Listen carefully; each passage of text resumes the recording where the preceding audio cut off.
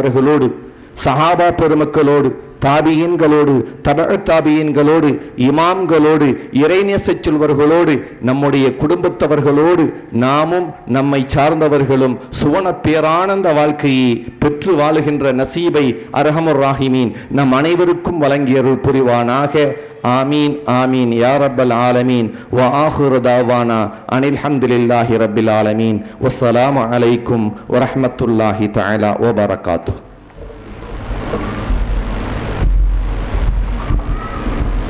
தலைமையுரையை தொடர்ந்து வாழ்த்துரை வழங்க வருகின்றார்கள் இந்திய யூனியன் முஸ்லீம் லீக் கட்சியின் மாநில பொதுச் செயலாளரும் தேசிய ஆலோசனை குழு உறுப்பினர் மதரசா கல்வி மேம்பாட்டு திட்டம் இந்திய அரசு அல்ஹாஜ் KAM முகமது அபூபக்கர் அவர்கள் வாழ்த்துரை வழங்க வருகின்றார்கள்.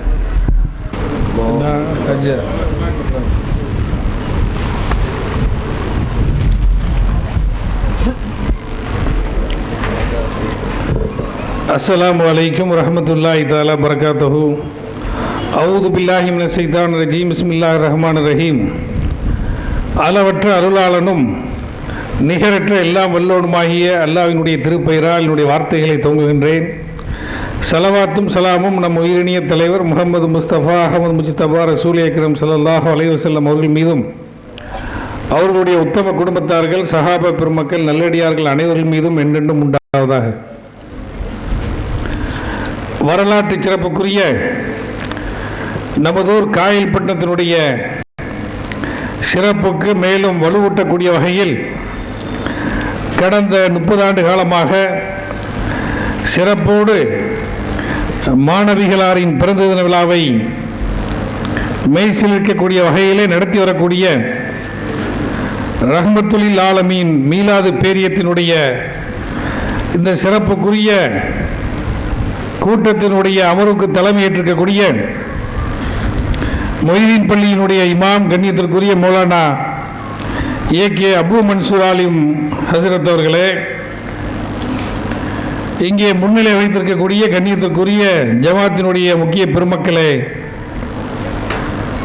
வரவேற்புரையாற்ற இருக்கக்கூடிய அருமை சகோதரர் KLC அமானுல்லா காக்கா அவர்களே, பரிசளிப்பு வழங்க இருக்கக்கூடிய அல்ஹாஜ் VS முகமது ஹசன் மாமா அவர்களே, ஹாஜி AK கலீலுர் ரஹ்மான் மச்சான் அவர்களே மற்றும் இந்த சிறப்பான மீலாது பேரிய அமைப்பினை நடத்தி வரக்கூடிய அருமை சகோதரர் ஜித்தா காயல் நலமன்றத்தினுடைய செயலாளர் அருமை காக்கா SAK செய்யது மீரான் அவர்களே மற்றும் அவரோடு பணியாற்றி வரக்கூடிய அருமை சகோதரர்களே, இந்த இயக்கத்தினுடைய உறுப்பினர் பெருந்தகைகளே, நிறைவாக நமக்கெல்லாம் சிறப்பான ஒரு உரையினை ஆற்ற இருக்கக்கூடிய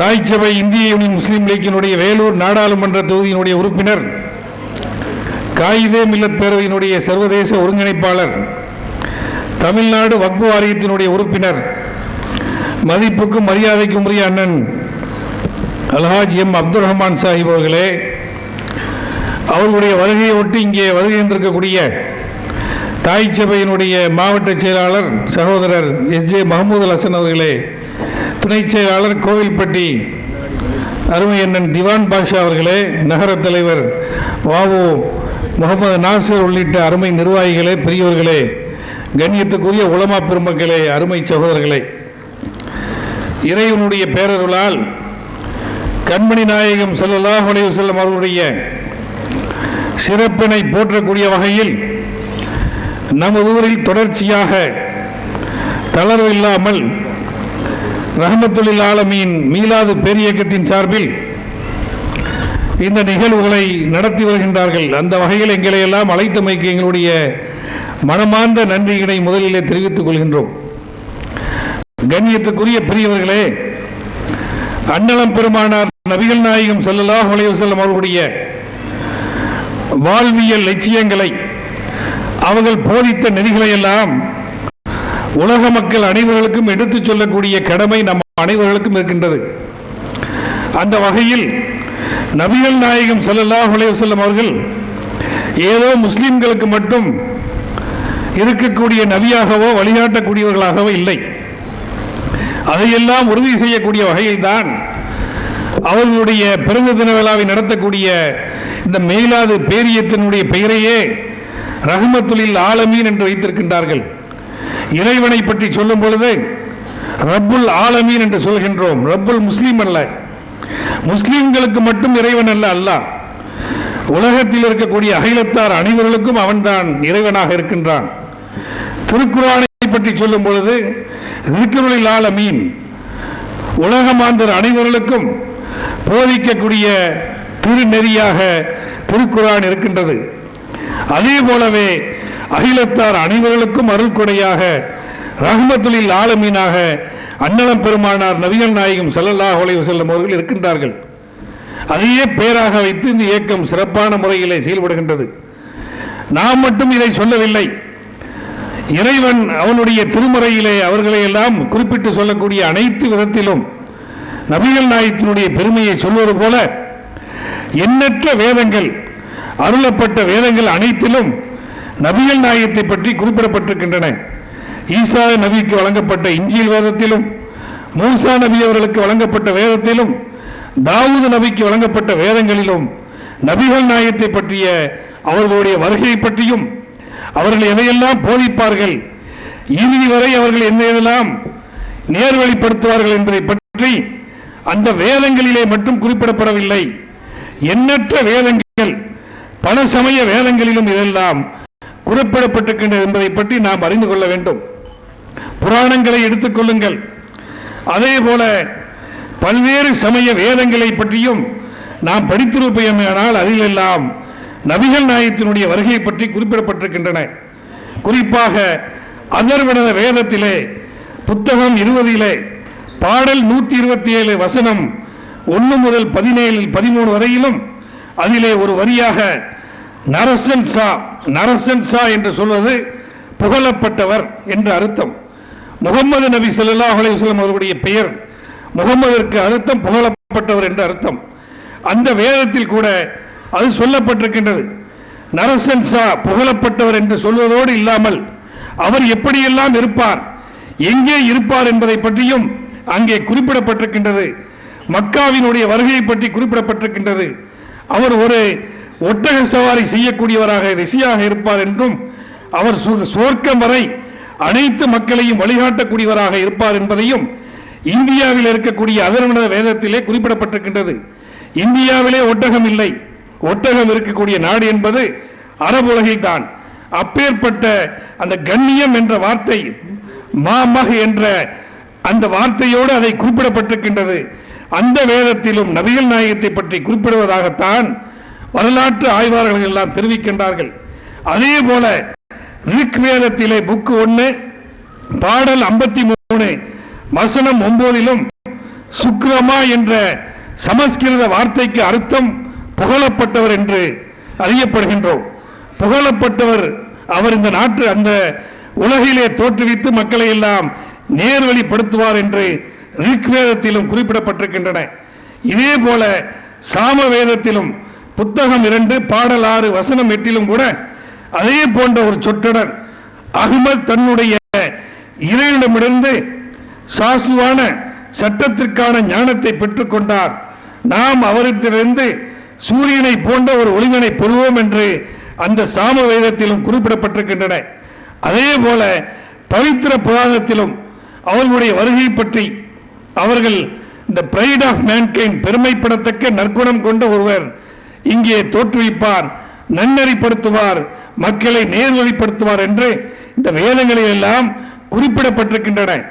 இறைவன் அருளிய இஞ்சில் வேதத்திலும் ஜபூர் வேதத்திலும் மற்ற வேதங்களில் எல்லாம் எப்படி நபிகள் நாயகம் அவர்களை பற்றி பெருமைப்பட சொல்லி அவர் மக்களை எல்லாம் உலகம் உள்ளளவும் உலகம் அழியும் வரை நேர்படிப்படுத்துவார், அவர்தான் இறுதி தூதர் முகமது நபி ஸல்லல்லாஹு அலைஹி வஸல்லம் அவர்கள் என்பதை தெளிவுபடுத்தியிருக்கின்றானோ அதே போல பல்வேறு காலங்களிலும் பல்வேறு சமயங்கள் ஏற்றுக்கொண்ட வேதங்களிலும் ஏதோ ஒரு வகையிலே அன்னலம் பெருமானார் நபிகள் நாயகம் ஸல்லல்லாஹு அலைஹி வஸல்லம் அவர்களுடைய வருகை பற்றியும் அவர்கள் போதிக்கக்கூடிய நெறியை பற்றியும் அதன் மூலம் மக்கள் உலகம் உள்ளவரை அவர்களை ஏற்று நடப்பார்கள் என்பதை பற்றியும் அறிவிக்கப்பட்டிருக்கின்றன.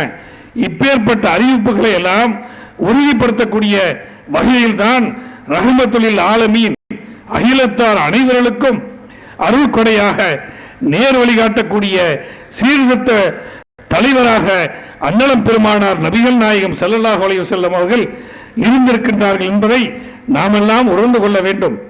இப்பேற்பட்ட நபிகளாருடைய வாழ்க்கை நெறியை நம்மளுடைய வாழ்க்கை லட்சியமாக ஏற்று நடப்பதுதான் உண்மையான முஸ்லிம்களுக்கு முஸ்லிம்களுக்கு அழகாக இருக்கின்றது.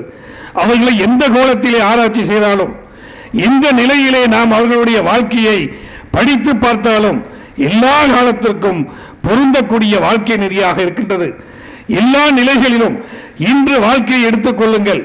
பொது வாழ்க்கையில் இருக்கக்கூடியவர்கள் எந்த நிலையிலே இருக்கின்றார்கள், ஆனால் நபிகள் நாயகம் அவர்கள் எந்த நிலையிலே வாழ்ந்தார்கள், எதை பேசினார்களோ எதை செய்தார்களோ அனைத்தும் எல்லா காலத்துக்கும் பொருந்தக்கூடியதாக இருக்கின்றன. அவர்கள் எதை செய்தார்களோ அதை தான் பேசியிருக்கின்றார்கள். செய்வது ஒன்றும் சொல்வது ஒன்றுமாக இல்லை.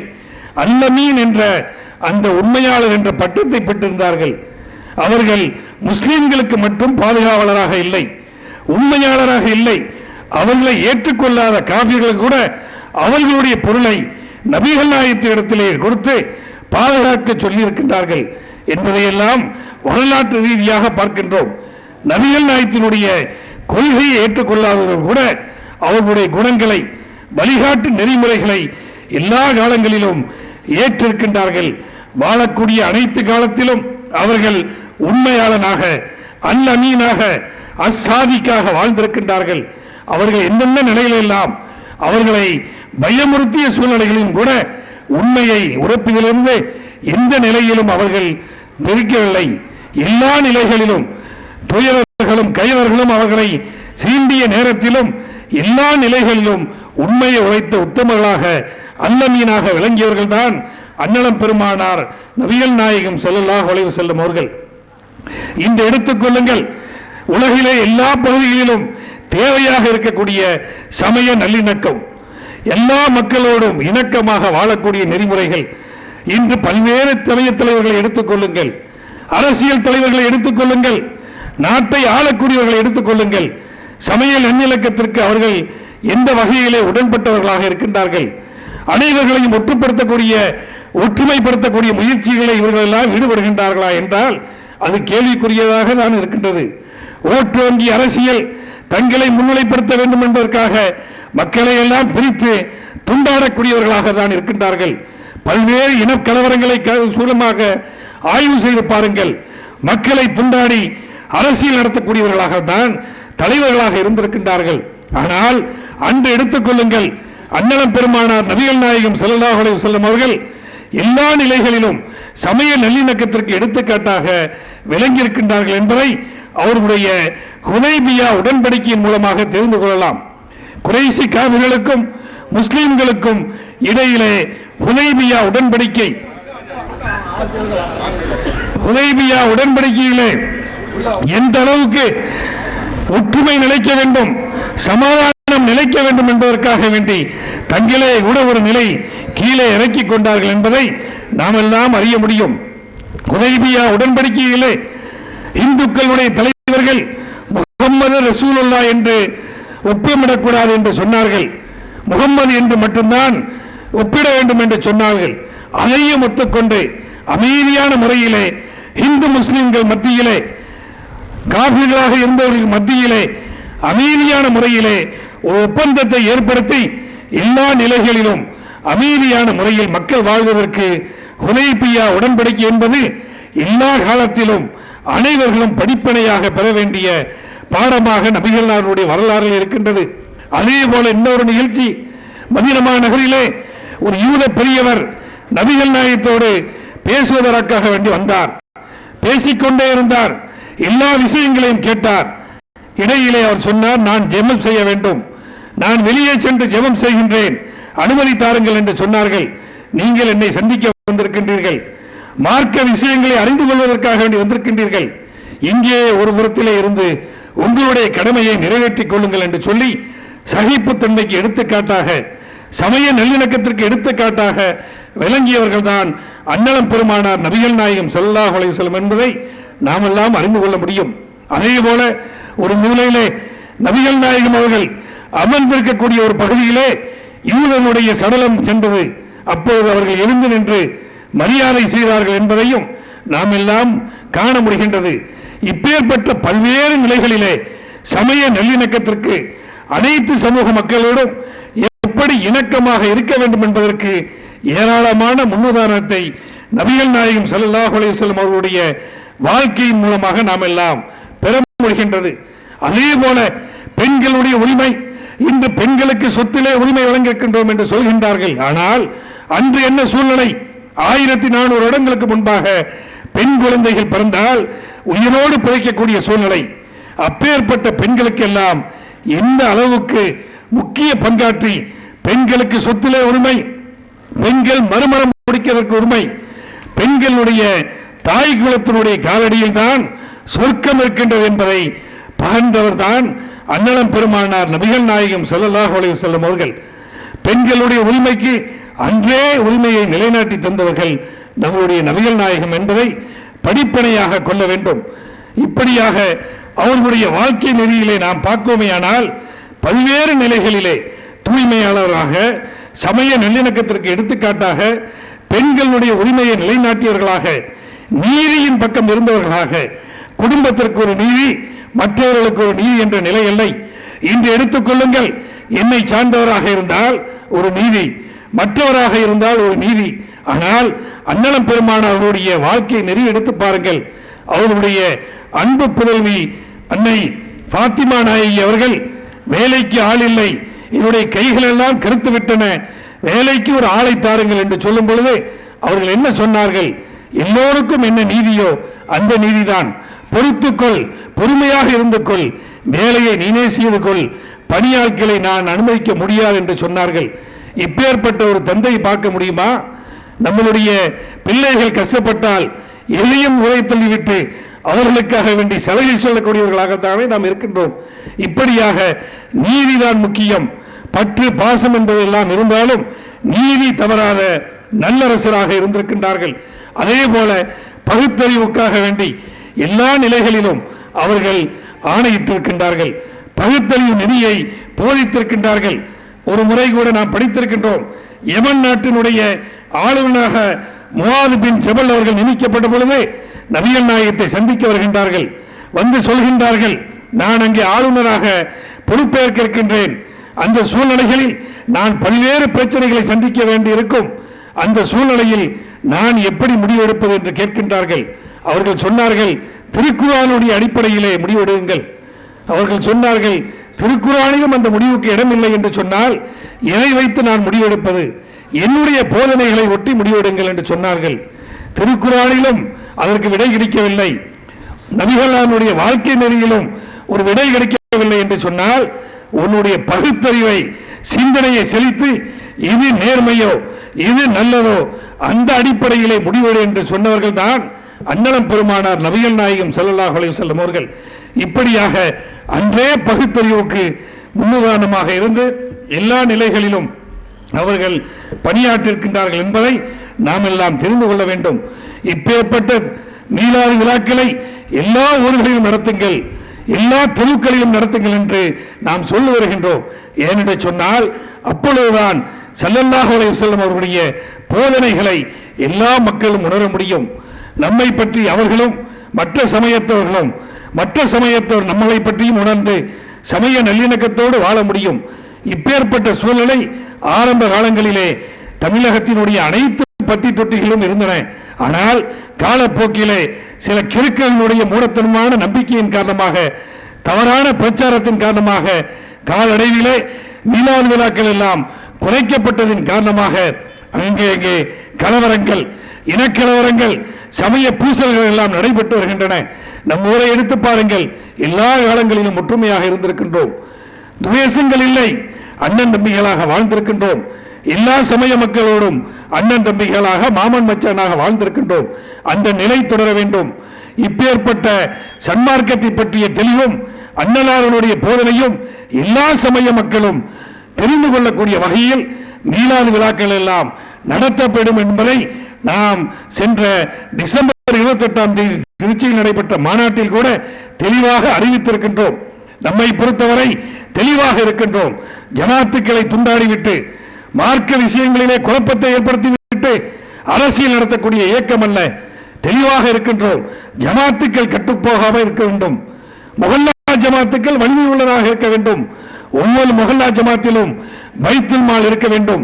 நம் சமுதாயத்தினுடைய பிரச்சனைகளை போலீஸ் ஸ்டேஷன், கோர்ட் என்று சென்று தீர்க்கக்கூடிய சூழ்நிலைக்கு தள்ளாமல் ஒவ்வொரு முஹல்லா ஜமாத்துக்களும் ஷரியத்தினுடைய அடிப்படையிலே பிரச்சனைகளை தீர்க்கக்கூடிய வகையில் ஷரியத் நீதிமன்றங்கள், ஷரியத் கோர்ட்டுகள் அனைத்து ஊர்களிலும் ஏற்படுத்த வேண்டும் என்பதை தெளிவாக சொல்லி வருகின்றோம்.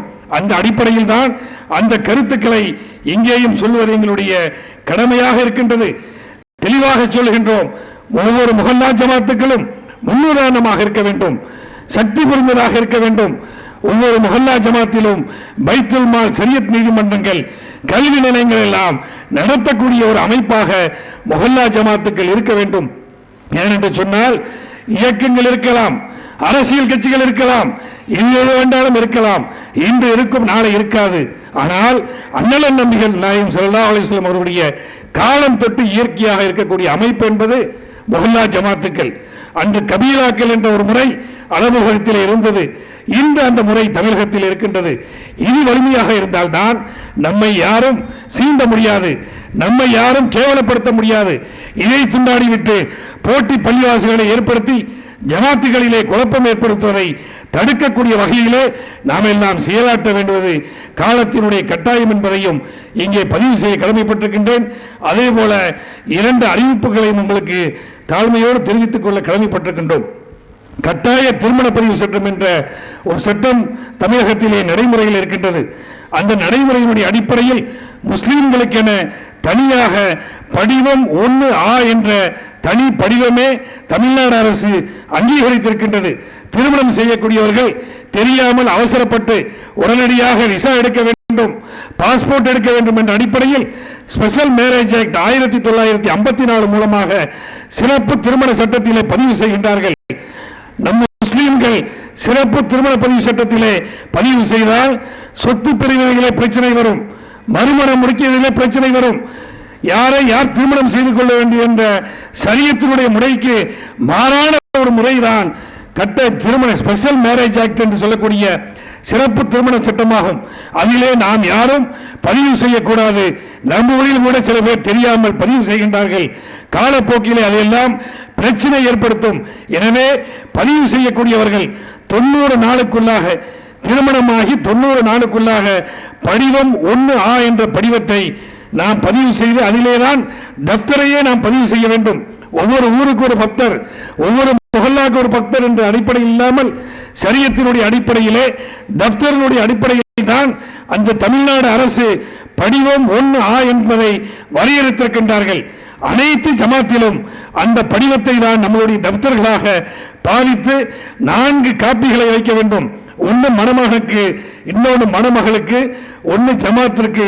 4வது காப்பியை ரிஜிஸ்டர் ஆபீஸுக்கு அனுப்பி வைத்தால் போதும்.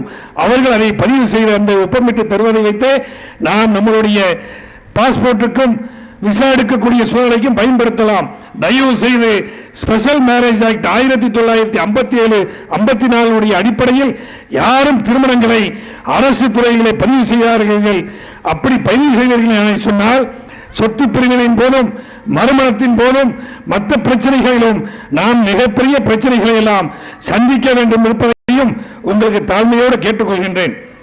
அதே போல நம்ம ஊருடைய ரயில்வே நிலையத்தினுடைய பிளாட்ஃபார்ம் சம்பந்தமாக கடந்த 4 ஆண்டுகளமாக நாம் எல்லாம் முயற்சி செய்து அன்றைய ரயில்வே அமைச்சர், இன்றைய மத்திய வெளிவிவகாரத்துறை அமைச்சராக இருக்கக்கூடிய இந்திய யூனியன் முஸ்லீம் லீக்கினுடைய தேசிய தலைவர் மாண்புமிகு அஹமது அவர்கள் நம் ஊருக்கு வந்திருந்தார்கள். வந்த சமயத்திலே நம்மளுடைய பிளாட்ஃபார்ம் சம்பந்தமாக அனைத்து கோரிக்கைகளையும் வைத்தோம். அன்றே அவர்கள் அனைத்தையும் ஆய்வு செய்து 64 லட்சம் ரூபாய்க்கு பிளாட்ஃபார்ம் 18 போகிகளும் நிற்கக்கூடிய அளவுக்கு நீடிக்க வேண்டும், உயர்த்த வேண்டும், கூரைகள் அமைக்க வேண்டும் என்பதற்காக வேண்டி அன்றே ஆணை பிறப்பித்து அந்த திட்டங்களை எல்லாம் செயல்படுத்தக்கூடிய வகையில் இடையே அடையாளங்களுடைய அவர்களுடைய கவனம் குறைவின் காரணமாக கையாளாக தன்மையின் காரணமாக அதையெல்லாம் நிறுத்திவிட்டார்கள். இதன் மூலமாக நம்ம ஊருக்கு வரக்கூடிய பெரியவர்கள் எல்லாம் நம்ம ஊரிலே இறங்காமல் திருச்செந்தூர் வரை செல்லக்கூடிய சூழ்நிலையும், அப்படியே நம்ம ஊரில் இறங்கக்கூடியவர்கள் கீழே விழக்கூடிய ஒரு சூழ்நிலையும் ஏற்படுத்திக் கொண்டிருக்கின்றது. இதையெல்லாம் கருத்தில் கொண்டு அனைத்து அரசியல் இயக்கங்கள், அனைத்து ஜமாத்தினுடைய ஒத்துழைப்போடு வருகின்ற பிப்ரவரி 18ஆம் தேதி காலை நமது ஊர் ரயில் நிலையத்திலே ரயில் மறியல் போராட்டத்திற்கான அழைப்பினை தாய் சபை இந்திய யூனியன் முஸ்லீம் லீக் ஏற்பாடு செய்திருக்கின்றது. உங்களுடைய முழுமையான ஒத்துழைப்பை தாருங்கள். பாராளுமன்ற தேர்தலுக்கு முன்பாக அரசாங்கத்தை நிர்பந்தித்தால்தான் இந்த காரியத்தை நாம் செயல்படுத்த முடியும். எனவே அன்று வணிக பெருமக்கள் பிப்ரவரி 18ஆம் தேதி காலை அவருடைய வணிக நிறுவனங்களை எல்லாம் மூட வேண்டும், அனைத்து பள்ளிக்கூடங்களிலும் அவர்களை எல்லாம் அனுப்பி வைக்க வேண்டும் என்பதையும் இங்கே தாழ்மையோடு கேட்டுக்கொண்டு, பெரும் திரளாக அந்த போராட்டத்திலே நீங்கள் எல்லாம் கலந்து கொண்டு நம் ஊரினுடைய பல ஆண்டு கால கோரிக்கையாக இருக்கக்கூடிய ரயில்வே பிரச்சனையை நாம் தீர்ப்பதற்கு நாம் அனைவர்களும் ஒருங்கிணைந்த முறையிலே அனைத்து கட்சியினுடைய அனைத்து சமயத்தினுடைய பிரிவர்கள் எல்லாம் முழுமையாக ஒத்துழைப்பு தந்து நீங்கள் எல்லாம் அந்த காரியத்தை நீங்கள் செயல்படுத்துவதற்கு ஒத்துழைப்பு தர வேண்டும் என்ற வேண்டுகோளையும் வைத்து இந்த அளவுக்கு சிறப்பான முறையிலே இந்த நிகழ்ச்சியிலே நாங்கள் எல்லாம் பங்கேற்பதற்கு வாய்ப்பளித்த இந்த மன்றத்தினுடைய பிரிவர்களுக்கு நன்றி தெரிவித்துக் கொள்கின்றோம். சமுதாயத்தினுடைய ஒரே நாளிதழாக இருக்கக்கூடிய மணிச்சுடர் கடந்த 27 வருட காலமாக தமிழ்நாட்டிலே வெளிவந்து கொண்டிருக்கின்றது. அதற்கும் இந்த அமைப்பின் சார்பாக முழு பக்க விளம்பரத்தை தந்தார்கள். அந்த நிர்வாகத்தின் சார்பாகவும் இவர்களுக்கு என்னுடைய மனமார்ந்த நன்றியினை தெரிவித்துக் கொள்கின்றேன். அண்மையிலே நம்மை விட்டு மறைந்த ஊண்டி சையத் முகமது ஆலிம் சாஹிப் அவர்கள் நம்மெல்லாம் நெஞ்சத்திலே நினைக்கக்கூடியவர்கள். நாம் அனைவரும் அவருடைய மகபுரத்திற்காக வேண்டி துஆ செய்வோம் என்பதையும் தெரிவித்துக் கொண்டு, இங்கே நாங்கள் வருவதற்கு முன்பாக நமது பாராளுமன்ற உறுப்பினர் அவர்கள் தாய் சபையினுடைய பச்சிலம் பிறை கொடியினை பள்ளிவாசலுக்கு முன்பாக ஏற்றினார்கள். இந்த கொடிக்கம்பம் சூரிய ஹசரத் ஏற்றப்பட்டது. அவருடைய துஆவோடு இந்த பணிகளை எல்லாம் நாங்கள் செய்திருக்கின்றோம். எங்களுடைய பணிகள் எல்லா நிலைகளிலும் சீரானதாகவும் நேரானதாகவும் இருப்பதற்கு நீங்கள் எல்லாம் துஆ செய்யுங்கள். வல்ல அல்லாஹ்வினுடைய நல்லருளும் அன்னலம் பெருமானார் நபிகள் நாயகம் ஸல்லல்லாஹு அலைஹி வஸல்லம் அவருடைய ஷஃபாஅத்தும் நம் அனைவர்கள் மீதும் என்றென்றும் உண்டாவதாக என்ற துஆவோடு என்னுடைய வார்த்தைகளை நிறைவு செய்கின்றேன். நன்றி, வஸ்ஸலாம். அஸ்ஸலாமு அலைக்கும். தொடர் நிகழ்வாக வார்டு கவுன்சிலர் ஏஏ அஜ்வாத் அவர்கள் பொன்னாடை போற்றுவதற்கு வருகின்றார்கள்.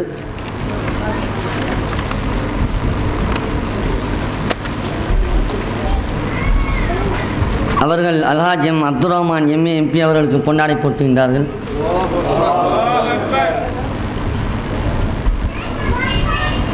அடுத்ததாக மாநில பொதுச் செயலாளர் அல்ஹாஜ் KM முகமது அபூபக்கர் அவர்களுக்கு பொன்னாடை போர்த்தி கௌரவிக்கின்றார்.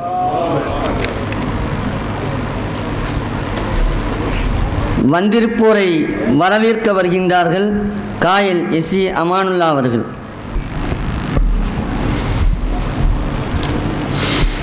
அஸ்ஸலாமு அலைக்கும். காலை கதிரில் காணும் பிறையில் கருணை பொழியும் இறைவா, காலை கதிரில் காணும் பிறையில் கருணை பொழியும் இறைவா, கனவில் நினைவில் காலம் அனைத்தும் கலந்து நிற்கும் இறைவா, முன்னவனாம் இறைவா, மொழிகின்ற புகழனைத்தும் முந்தனக்கே அல்ஹம்துலில்லாஹ். பாளையிலே வந்த நிலா பாருக்கு சொந்த நிலா, பாளையிலே வந்த நிலா பாருக்கு சொந்த நிலா, சோலை குயில் போல சொல்லுகவி வேதநிலா, சோலை குயில் போல சொல்லுகவி வேதநிலா, ஹீரா குகையினிலே எழுந்த கவி தென்றலவர், ஹீரா குகையினிலே எழுந்த கவி தென்றலவர், சீராக மறை சொல்லி சீராட்டி காக்கும் மகன், அண்ணலே எங்கள் ஆருயிரே, மன்னர் நபி நாயகமே உங்கள் மீதும் உங்கள் அடிச்சுவற்றில் தடம்பதித்தோர் அனைவர் மீதும் வல்லவன் இறைவன் அருள் வற்றாத வான்மழையாய் பொழியுமாக. இருளுக்கு நிறம் தந்த மடமை காலம், இருளுக்கு நிறம் தந்த மடமை காலம், இழப்புக்கு மாலையிட்ட அடிமை ஞாலம், பொருள் பெண்டிற் கவராட்டம் மதுவின் நாற்றம், புகழ்பாட்டை என்றேற்ற மக்கள் கூட்டம், செருக்கென்று கருங்கொற்ற இருட்டிற்குள்ளே தீக்கொல்லி கட்டைக்கோள் முறை செலுத்தி இருந்திட்ட மமதைப்பை கொளுத்த நாளில் எம்மானை அருள்கொடையாய் இறைவன் தந்தான். அந்த அகிலத்தின் அருள்கொடையை அமைப்பின் பெயரில் தேக்கி அழகுடன் செயல்படும் ரஹ்மத்துல்லில் ஆலமீன் மீலாது பேரியத்தின் விழாவில் வரவேற்புரையாற்றும் வனப்பான வாய்ப்பினை பெற்றுள்ளேன். வாய்ப்பிற்கு நன்றி. இஸ்லாமிய நெறி அரபகத்திலிருந்து அற்றைய நாளில் இறக்குமதியானதும் தமிழகத்தின் பல்வேறு பகுதிகளுக்கு அந்த உயர்நெறி ஏற்றுமதியானதும் வரலாற்றில் வாழும் வாகையூர் காயல்பட்டினத்தில் இருந்துதான். ஆம், இது ஒரு ஆன்மீக துறைமுகப்பட்டினம். இந்த அழகிய திருவூரில் வாழ்வாங்கு வாழ்ந்து சிறந்த முன்னோர்களை முன்மாதிரியாக கொண்டு இந்த வட்டாரத்தின் முத்தாக விளங்குகின்ற ஆற்றலாளர்களின் சொத்தாக இயங்குகின்ற இந்த பேரியம் அகவை 30 அடைந்து அறவழித்துறையின் மேற்கொண்டுள்ள பெருவழி பயணத்தை இப்பேரூரின் மக்கள் நன்கு அறிவார்கள். இறையோனின் நல்லருளால் இவர்கள் பெரும் வெற்றிகளை காண துவக்கமாக வாழ்த்துகிறேன். 2 நாட்களாக நடைபெறும் பெருமானார் பெருவிழாவின் 2ஆம் நாளான இன்று இரவின் துவக்கத்தில் இடம்பெறும் அமர்வில் தலைமை பொறுப்பேற்றுள்ள தகையாளர் முஹியுத்தீன் பள்ளியின் இமாம் சங்கைக்குரிய மார்க்க அறிஞர் அல்ஹாஜ் மௌலவி ஏகே அபு மன்சூர் ஆலிம் மஹலரி அவர்களை அகமுவந்து வரவேற்கின்றேன். வருக. இந்த பேரியத்தை தாங்குகின்ற பெரும் தூண்களின் ஒருவரான அன்பிற்கினிய சகோதரர் சேவையின் சிகரமாக விளங்கக்கூடிய செய்யது மீரான் அவர்களின் அருமை தந்தையார் முன்னிலை பொறுப்பேற்றுள்ள அல்ஹாஜ் எஸ்எம் ஷேக் அப்துல் காதர் அவர்களே வருக. பொறுப்புடைய பொதுப்பணிகளில் முன்வந்து தன்னை பிணைத்துக் கொள்ளும் பெரியவர் முஹியுத்தீன் பள்ளியின் முத்தவல்லி முன்னிலை பொறுப்பேற்றுள்ள அல்ஹாஜ் எஸ்.ஏ. முஹம்மது அலி அவர்களே வருக. பரிசளிப்பு நிகழ்வில் பங்கேற்க உள்ள அன்பிற்கினிய சகோதரர்கள் அல்ஹாஜ் வி.எஸ். முஹம்மது ஹசன் அவர்களே, அல்ஹாஜ் ஏ.கே. கலீலுர் ரஹ்மான் பிகாம் அவர்களே வருக. நன்றி உரை வழங்க உள்ள அல்ஹாஜ் எஸ்.ஏ.கே. சையது மீரான் அவர்களே வருக. சலுகைகள் கேட்பதை விட உரிமைகள் பெறுவதே நமது நோக்கம் என்ற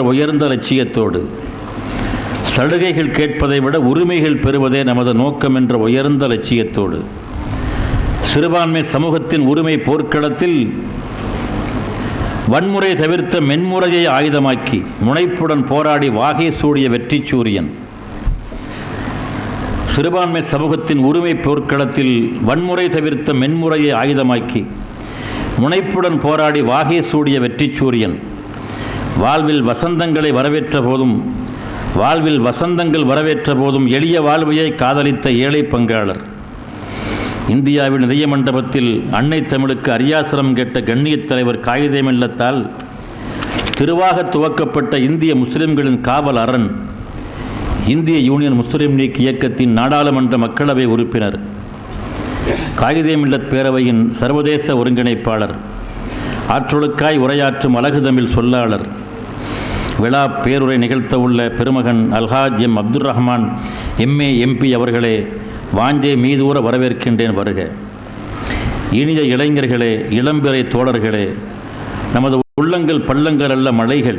இந்த மலைகளோடு எந்த சமவெளிகளும் சமமாக முடியாது என்ற புதிய சரித்திரத்தை பதிய வைக்க பணியாற்றும் இளவல், பிறைவிட்டு பிரியாத நட்சத்திரமாய் நடமாடும் நம்பிக்கை நட்சத்திரம். நம் அன்னையூர் காயலுக்கு தம் அரும் செயலால் பெருமை சேர்க்கும் பண்பாளர், இந்திய யூனியன் முஸ்லிம் லீக் இயக்கத்தின் தமிழ் மாநில பொதுச் செயலாளர் அல்ஹாஜ் கே.ஏ. முஹம்மது அபூபக்கர் அவர்களே வருக. காயலின் சொந்தங்களே வருக. காயலுக்கு வந்துள்ள கண்ணியத்துக்குரியவர்களே வருக. கண்மணி நாயகத்தின் பொருட்டால் இறைவா எங்கள் மீது உன் அருள் வருக. வாய்ப்புக்கு நன்றி. அமைகின்றேன். அஸ்ஸலாமு அலைக்கும். தொடர் நிகழ்வாக அடுத்து நாமெல்லாம் ஆர்வமுடன் எதிர்பார்த்த விழா பேருரை வழங்க வருகின்றார்கள் காயிதே மில்லத் பேரவையின் சர்வதேச ஒருங்கிணைப்பாளர் Alhaj M Abdul Rahman MA MP அவர்கள்.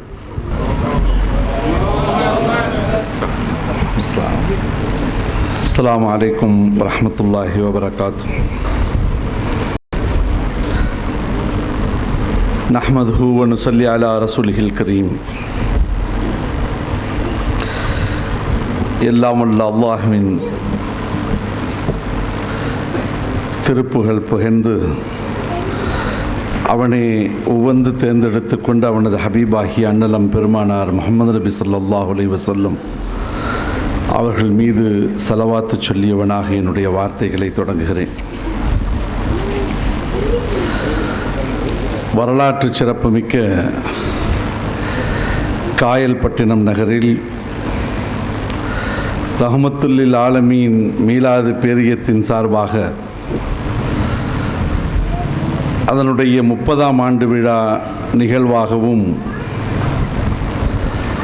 அண்ணலம் பெருமானார் முஹம்மது நபி ஸல்லல்லாஹு அலைஹி வஸல்லம் அவர்களுடைய வாழ்வியலை எடுத்துரைக்கக்கூடிய அருமையான ஒரு நிகழ்வாகவும் ஒருங்கிணைத்து இந்த ஏற்பாட்டினை செய்திருக்கக்கூடிய விழா குழுவினருக்கு என்னுடைய மனமார்ந்த வாழ்த்துக்களையும் பாராட்டுக்களையும் தெரியப்படுத்திக் கொள்கிறேன்.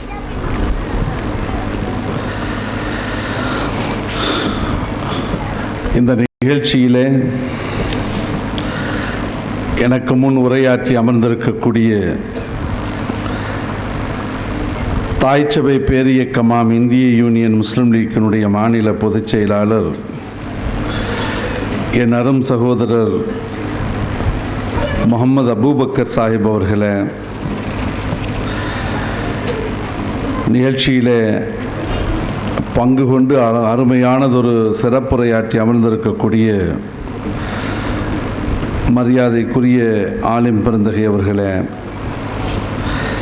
வரவேற்புரையாற்றி அமர்ந்திருக்கக்கூடிய அருமை சகோதரர் அமானுல்லா சாஹிப் அவர்களே,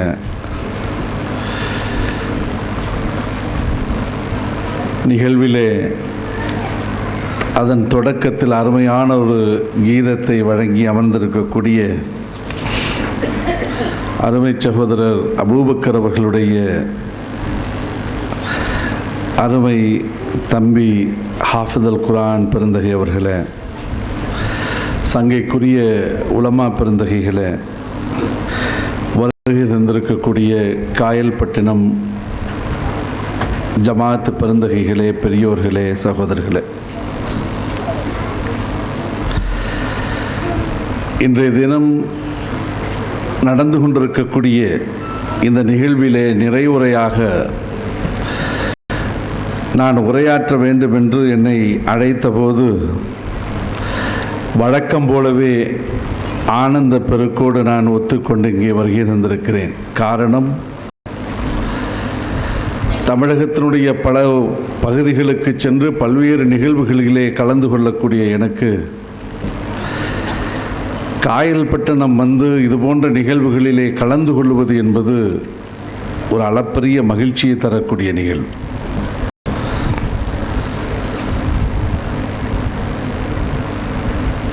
தீனுல் இஸ்லாத்தினுடைய கடமை உணர்வுகளை இந்த மண்ணில் விரிவாக பரப்பி அல்லாஹ்வினுடைய அச்சப்பாட்டை எடுத்துரைத்து பெருமானார் முஹம்மது நபி ஸல்லல்லாஹு அலைஹி வஸல்லம் அவர்களுடைய வாழ்வியலை இந்த உலகுக்கு உணர்த்தக்கூடிய ஆலிம் பெருந்தகைகள், ஆற்றல் மிக்க மார்க்க உலமா பெருந்தகைகளெல்லாம் உருவாகிய மண் காயல்பட்டினம் மண். இந்த ஊரினுடைய சரித்திர பெருமைக்கு, வரலாற்று பாரம்பரியத்திற்கு ஒரு தனிச்சிறப்பு இருக்கிறது. தமிழகத்திலே முஸ்லிம் பெருமக்கள் அதிகமாக வாழக்கூடிய பல்வேறு நகரங்கள் இருக்கின்றன. அந்த நகரங்கள், அந்த ஊர்களுக்கெல்லாம் இல்லாத ஒரு மிகப்பெரிய சிறப்பம்சம் என்ன இருக்கிறது என்றால், அல்லாஹ்வினுடைய அருள்மறையை நெஞ்சங்களில் தாங்கி இருக்கக்கூடிய ஹாஃபிதுல் குர்ஆன்கள் இல்லாத குடும்பமே இல்லை என்கிற அந்த புண்ணியமும் கண்ணியமும் நிறைந்திருக்கக்கூடிய இந்த ஊருக்கு வருவது என்றாலே ஒரு யாத்திரை பயணம் என்கிற அளவிற்கு மனதிலே ஒரு புலகாங்கிதம், ஆனந்த பெருக்கு ஏற்படுகிறது என்றால் அது எந்த வகையிலும் மிகையானதாக இருக்க முடியாது. அத்தகைய அல்லாஹ்வினுடைய அருள் பாக்கியங்கள் நிறைந்திருக்கக்கூடிய இந்த ஊரில் வாழ்ந்து கொண்டிருக்கக்கூடிய பெருமக்களாகிய நீங்கள் உண்மையிலேயே பாக்கியசாலிகள். உங்களுடைய மூதாதையர்கள், குடும்பத்தில் அங்கம் வகித்த பெரியவர்கள், இதற்கு முன்னால் வாழ்ந்து மறைந்திருக்கக்கூடிய சமுதாயத்தினுடைய ஆற்றல் மிக்க சன்மார்க்க சான்றோர்கள், இவர்களுடைய பணிகளெல்லாம் வல்ல அல்லாஹ்வின் புறத்து அப்படியே ஈர்க்கப்பட்டு அவனுடைய ரஹமத்தை கொண்டு அவனுடைய பரக்கத்துகளை கொண்டு அபிவிருத்தியாகி இருக்கக்கூடிய இந்த ஊரின் நன்மக்களாகிய உங்கள் முன்னால் சில நேரம் என்னுடைய உள்ளத்திலே ஏற்பட்டிருக்கக்கூடிய கருத்துக்களை, சில செய்திகளை, தகவல்களை பரிமாறிக்கொள்வது என்பது எனக்கு பெருத்த மகிழ்ச்சியை தருகிறது.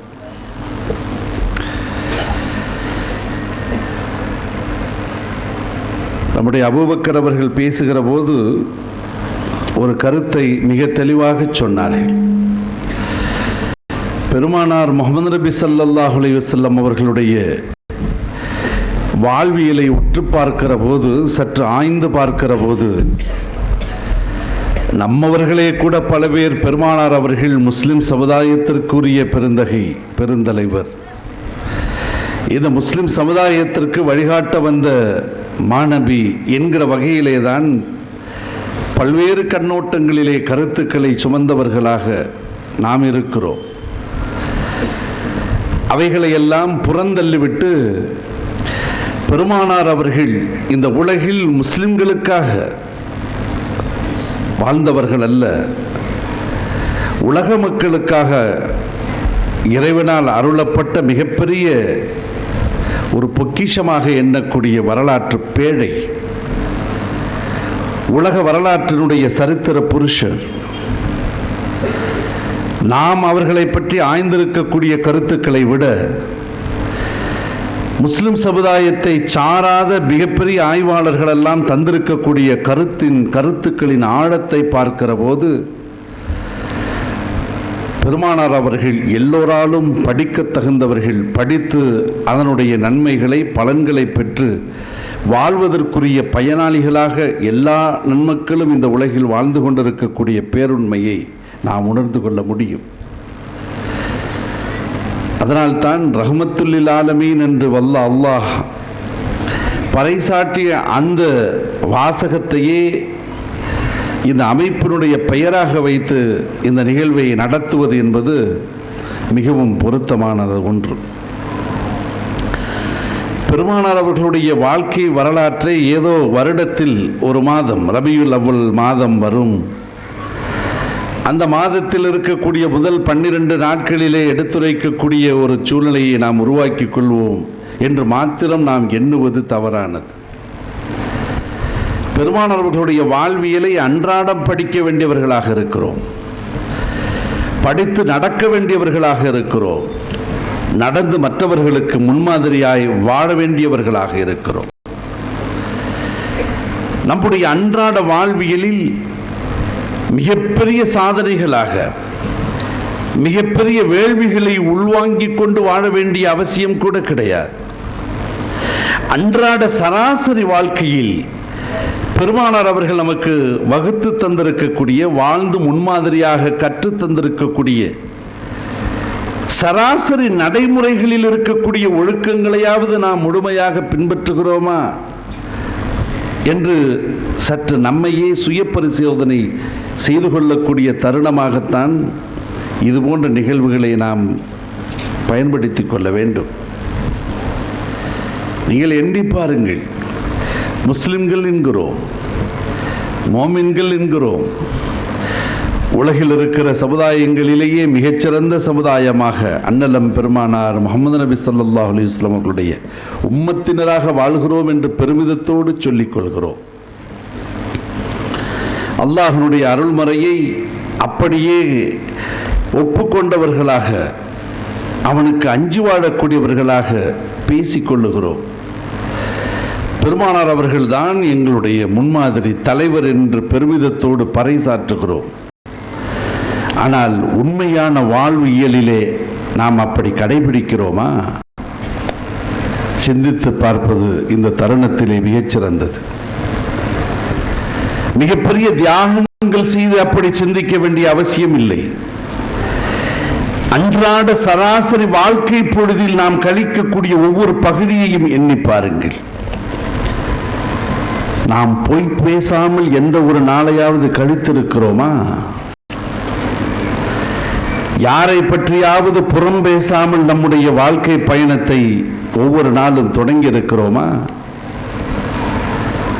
யாருடைய மனமும் புண்படாமல் இருக்க வேண்டுமே என்கிற எச்சரிக்கை உணர்வோடு நாம் மற்றவர்களிடத்திலே அணுகி இருக்கிறோமா?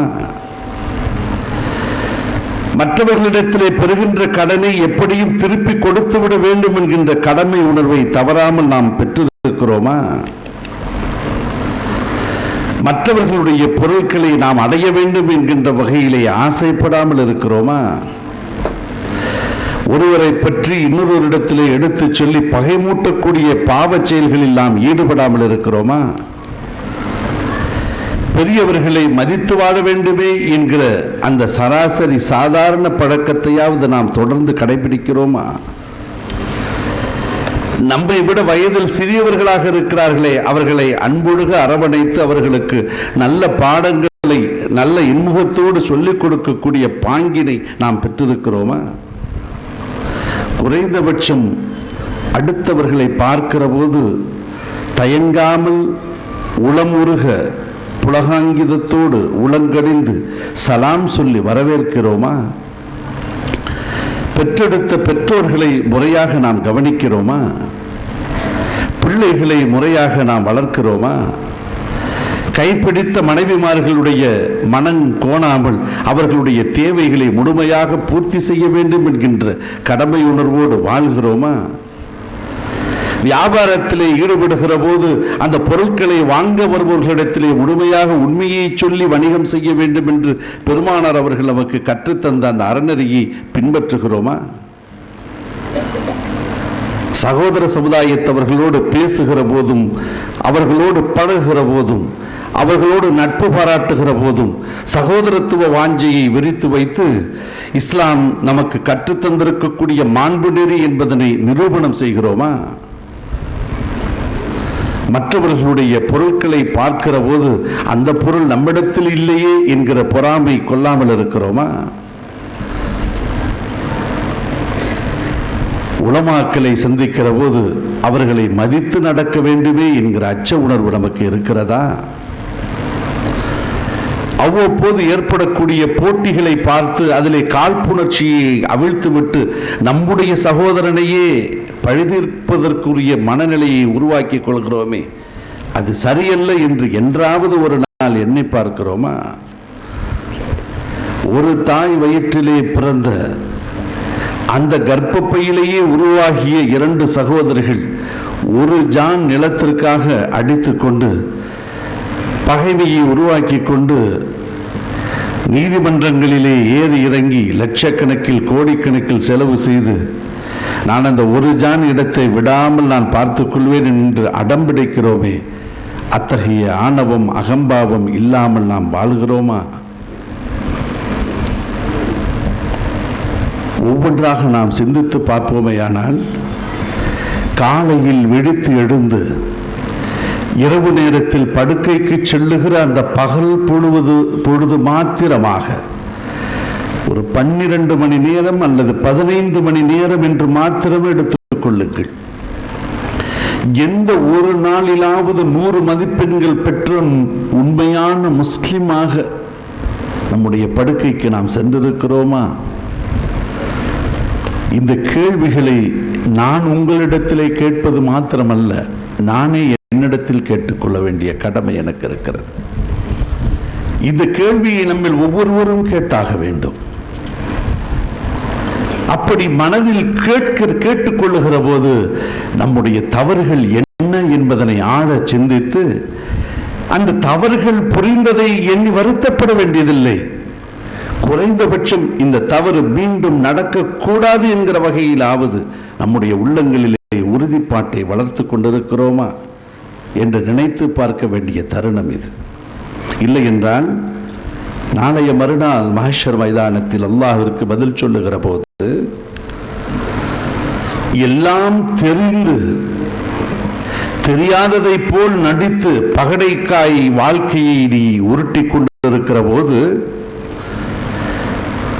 பெருமானார் அவர்களுடைய வாழ்வியலை எடுத்துரைக்கக்கூடிய இந்த ரஹ்மத்துல்லில் ஆலமீன் அமைப்பு நடத்தக்கூடிய இந்த நிகழ்விலும் உனக்கு நினைவூட்டப்பட்டதே, அதனை நீ புறந்தள்ளி வாழ்ந்தாயா என்று அல்லாஹ் கேட்டுவிட்டால் நம்மிடத்தில் என்ன பதில் இருக்கிறது? நாம் என்ன யாருமே மறுத்து விடாமல் இந்த உலகில் மிகப்பெரிய சாதனைகளை அள்ளி குவிக்கக்கூடிய வகையில் நூற்றுக்கணக்கான ஆண்டுகள் வாழ்ந்துவிட வேண்டும் என்று அந்த திண்மையோடு அந்த உறுதிப்பாட்டோடு இந்த உலகிற்கு வந்திருக்கிறோமா? அடுத்த நொடி என்ன நடக்கப் போகிறது என்கிற தெரியாத தற்காலிக உலகத்திலே பயணித்துக் கொண்டிருக்கிறோம். பேசிக்கொண்டிருக்கிற நானும் பேசி முடிவதற்குள் இந்த துனியாவை விட்டு அகன்றுவிடக்கூடிய நிலை கூட ஏற்படலாம். கேட்டுக்கொண்டிருக்கக்கூடிய நம்மில் எந்த நிலையையும் அடுத்த ஒரு நொடிப்பொழுதிலே பெற முடியும். அல்லாஹ் நினைத்தால் குன் ஃபயக்கூன் எப்படி ஆனது என்றெல்லாம் நாம் எண்ணி பார்க்க வேண்டிய அவசியம் இல்லை, எண்ணி பார்க்க முடியாது. குன் ஃபயக்கூன் ஆகுக என்றால் ஆகிவிடும். எப்படி ஆனது என்று கேட்பதற்கு கூட நினைத்து பார்ப்பதற்கு கூட தருணம் கிடைக்காது. அத்தகைய தற்காலிக உலகிலே வாழ்ந்து கொண்டு நம்மிடத்திலே ஆழ பதிந்திருக்கக்கூடிய அகம்பாவங்கள், ஆணவ நினைவுகள், அடுத்தவர்களை விஞ்சக்கூடிய போட்டி உணர்வுகள், என்ன நடந்தாலும் பரவாயில்லை நான் நினைத்தது நான் பெற்றே ஆக வேண்டும் என்று அடம்பிடிக்கக்கூடிய பிடிவாத குணங்கள்,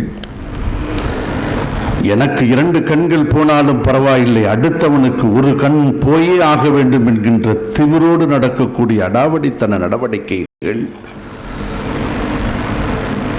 எல்லாவற்றையும் தாண்டி ஏதோ புதிதாய் நவீன கருத்துக்களை உள்வாங்கிக் கொண்டு நாமே ஆற்றல் மிக்க புத்திசாலிகளாக இந்த உலகிலே வாழ்ந்து கொண்டிருக்கிறோம் என்று தம்மை தாமே ஏமாற்றிக் கொள்கிறோம் என்கிற உணர்வை கொஞ்சம் கூட உணர்ந்திராமல் அதிக பிரசங்கித்தனமாக ஊரில் வாழ்ந்து கொண்டிருக்கக்கூடிய பெரியவர்களை நையாண்டி செய்வது, வாழ்வு முறைகளை புரியாத வகையிலே ஜமாத்துகளிடையே குழப்பங்களை உருவாக்கி ஜமாத்துகளை பிரித்தாளுவது,